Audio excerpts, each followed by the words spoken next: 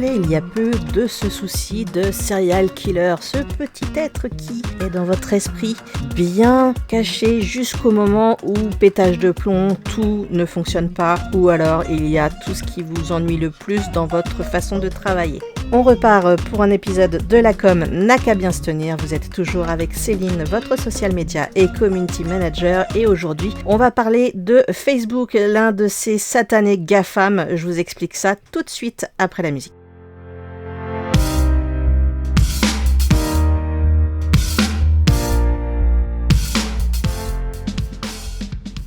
J'espère que ce petit interlude vous a fait plaisir puisqu'on rentre effectivement dans les GAFAM. Alors pour ceux qui ne savent pas ce que c'est tout simplement les premières lettres des grosses entreprises américaines comme Google, Apple, Facebook, Amazon et Microsoft, ce qui forme donc les GAFAM.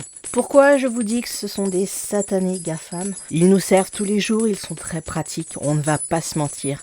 Mais quand Facebook se décide, pour X raisons, de suspendre votre page professionnelle pour usurpation d'identité, alors là, c'est la fin du monde. Je m'explique. Un matin, comme d'habitude, je consulte mes mails, je fais tout ce qui est activité typique du début de journée pour un freelance. Puis je vais sur ma page Facebook parce que je voulais vérifier une publication. Là, je vais consulter mes notifications et, oh grand bonheur, Facebook m'informe que ma page est suspendue pour usurpation d'identité. Étant seule en freelance, gérant par conséquent seuls mes réseaux sociaux, étant complètement indépendante de qui que ce soit, là, la question d'usurpation d'identité, effectivement, ça me pose question. Et du coup, je me demande, est-ce que ça vous est déjà arrivé d'avoir des soucis avec Facebook et de vous dire que vous n'allez jamais vous en sortir ? Parce que concrètement, je suis, à l'heure où j'enregistre cet épisode, toujours en procédure auprès de Facebook pour récupérer ma page. Alors vous pourriez vous dire qu'avec la voix que j'ai tout de suite maintenant, je prends les choses relativement bien. Très honnêtement, je vais vous parler de serial killer il y a très peu de temps et psychologiquement parlant, j'ai les oreilles qui fument. Alors avant de vous faire un petit peu rire, on va partir sur quand même quelques statistiques qui peuvent faire peur quand on est freelance et qu'on ne sait vraiment pas où aller.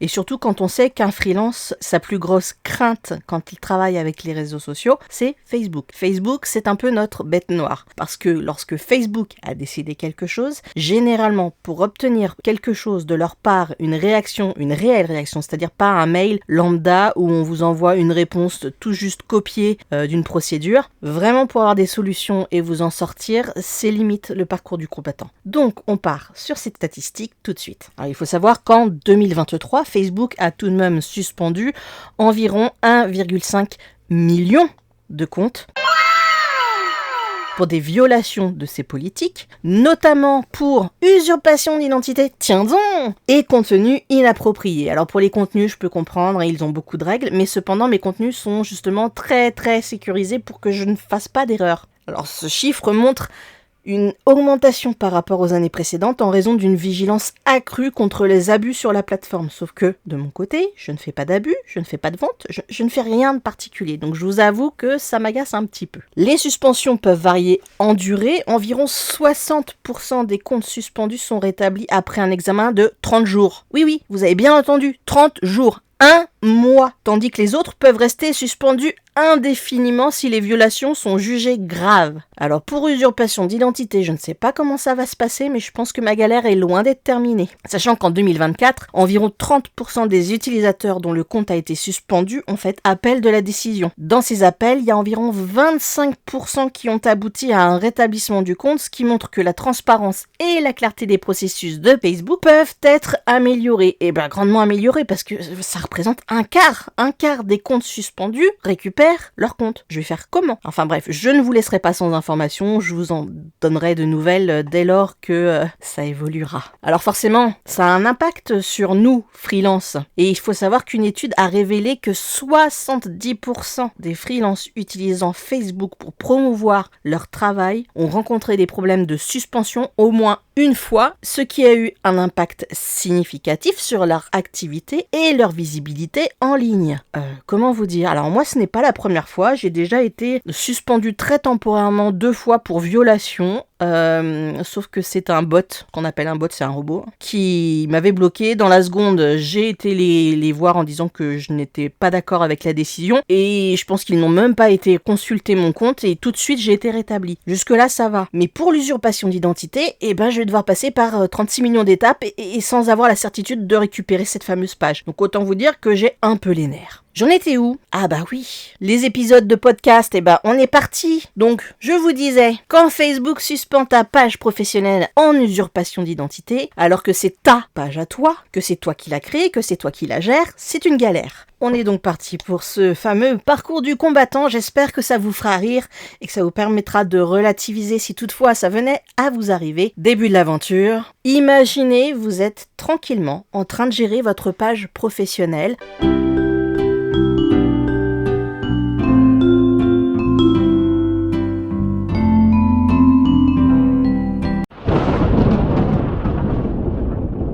À poster des contenus engageants, quand soudain, bam, notification, votre page a été suspendue pour usurpation d'identité. Pardon, je suis moi-même, je ne suis pas un clone.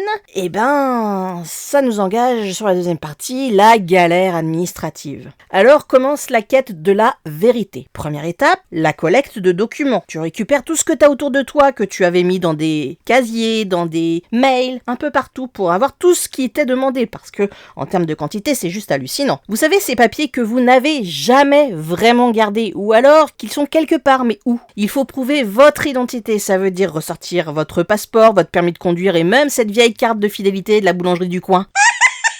Bon, j'exagère, mais concrètement, on s'en approche un petit peu quand même. Je me suis demandé si je devais envoyer une photo de moi avec mon chat pour prouver que j'étais bien moi. Les péripéties de la soumission, on y rentre tout de suite. Après avoir rassemblé tous ces documents, vient le moment de soumettre ton appel. Oui, parce qu'après c'est à toi d'aller les chercher, c'est même pas eux qui te disent viens vers nous pour faire ceci. Et là, c'est un peu comme envoyer une bouteille à la mer. Vous attendez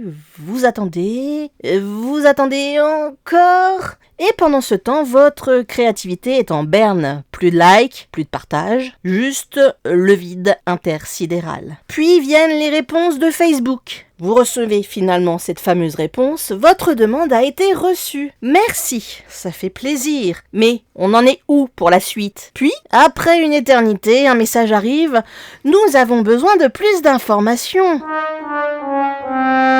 Ah ouais, plus d'infos. J'ai déjà envoyé tout mon album photo, tous les documents de toute ma life, quoi. Et là, tu te dis, c'est peut-être le moment d'être résilient. Donc, la résilience du freelance, c'est ça. Au lieu de se décourager, on rigole. On se raconte des anecdotes entre freelance. On crée même parfois un petit podcast, histoire de faire rire, mais en même temps d'avoir un rire un peu jaune. Tu sais, moi, j'ai dû prouver que je n'étais pas un robot en envoyant une vidéo où je fais des grimaces. La solidarité entre freelance aussi. C'est beau, n'est-ce pas? Conclusion, le retour triomphant. Enfin, après des semaines de stress, la réponse tant attendue. Votre page est rétablie. Ouf. Moralité, même dans les galères, il y a de quoi rire. Et surtout, gardez toujours une copie de vos documents bien rangés. Alors attention, je vous ai donné la fin heureuse d'un vrai conte de fées. Cependant, nous sommes dans la vraie vie et le conte de fées, pour le moment, j'attends. Je suis peut-être encore endormie, j'ai peut-être encore été piqué par une quenouille, j'ai peut-être encore mangé une pomme empoisonnée, je ne sais pas, mais en tout cas, moi, la réponse du Facebook m'indiquant que ma page a été remise en place et n'est donc plus suspendue, je l'attends encore. Alors avant de vous quitter, je vais me permettre de vous demander, et j'aimerais vraiment que vous me répondiez en commentaire ou que vous veniez me parler en privé, n'hésitez surtout pas, ça me fera plaisir. Est-ce que ça vous est déjà arrivé? Si oui, comment avez-vous fait les choses? Je suis vraiment dans l'expectative d'avoir des réponses. Peut-être que j'ai mal fait quelque chose, peut-être que ça apportera de l'aide à quelqu'un d'autre qui vous lira. Je pense vraiment que là, la compatissance et le fait d'être dans l'échange va vraiment nous faire gagner du temps à toutes et tous. Ah bah oui, parce que je ne vous ai pas dit, mais entre-temps, j'ai cherché de l'aide sur Facebook, j'ai trouvé un groupe américain, forcément, donc English time. J'ai parlé, j'ai échangé tout de suite. Ah oui, il y en a 3 qui sont venus me voir en message privé pour me dire qu'ils pouvaient m'aider, etc. Et au moment de m'aider, ils me disent « There is a fee ». Ah bah oui, il y a des frais. Bah non, mon gars, moi je cherchais quelqu'un qui pouvait m'aider. Alors vous allez me dire, c'est son activité, il est en droit de se faire payer. Oui, mais là, moi je vais sur un groupe d'entraide. Je vais pas sur un groupe pour que ça me coûte cher, vous voyez ? Enfin bref, surtout quand on gagne pas énormément, on a vraiment besoin de l'entraide entre freelance et non pas de gens qui viennent se faire de l'argent sur notre problème. Alors dans cet épisode, peut-être aurez-vous rigolé, peut-être aurez-vous pleuré, peut-être aurez-vous eu envie de crier parce que ça vous donne de mauvais souvenirs, je ne sais pas. En tout cas, moi ce que je vous conseille, c'est de partager les jours où vous êtes en galère, les jours où ça va bien. Les freelances ne font pas des journées merveilleuses tout le temps parce qu'ils n'ont pas d'employeur, ce n'est pas vrai. Et d'ailleurs, si vous aimez les podcasts, je vous en conseille un, il s'appelle Leadcorn, c'est comme Popcorn mais c'est du lead. Donc lead_corn, c'est Elodie qui est derrière son micro et elle aussi, elle n'hésite pas à partager les bons et les mauvais moments de sa vie de freelance et de podcasteuse. Alors franchement, si vous avez le temps, ces podcasts ne sont pas très long et non seulement vous allez pouvoir vous fendre la poire, mais vous allez avoir aussi des sujets très sérieux et en plus elle interviewe des gens, donc ça peut être vraiment bénéfique pour vous. Donc je vous le redis, n'hésitez surtout pas à consulter son podcast, c'est lead_corn. Allez, sérieusement, je vais tâcher de reprendre ma voix, de bonne humeur, de zen attitude. Concrètement, c'est galère, on ne va pas se mentir, c'est de la prise de tête, c'est surtout très chronophage. Mais cela dit, ça n'empêche pas les autres réseaux de fonctionner, LinkedIn, Instagram et puis peut-être d'autres pour vous. Et puis, ça n'empêche pas de continuer à travailler sur des projets annexes. Donc, la meilleure des choses, c'est restez vous-même, détendez-vous, partagez avec les autres, cherchez des solutions auprès de personnes qui ne vous feront pas payer parce qu'elles ont été dans la même galère et qu'elles comprennent votre situation parce qu'elles n'oublient pas ce par quoi elles sont passées. Allez, il est temps pour moi de vous quitter. Merci d'avoir écouté cet épisode de La Com n'a qu'à bien se tenir. Si vous avez aimé, n'oubliez pas de liker, partager et surtout racontez-moi vos propres histoires de suspension. À bientôt pour de nouvelles aventures. C'était Céline. Prenez soin de vous. Allez, ciao.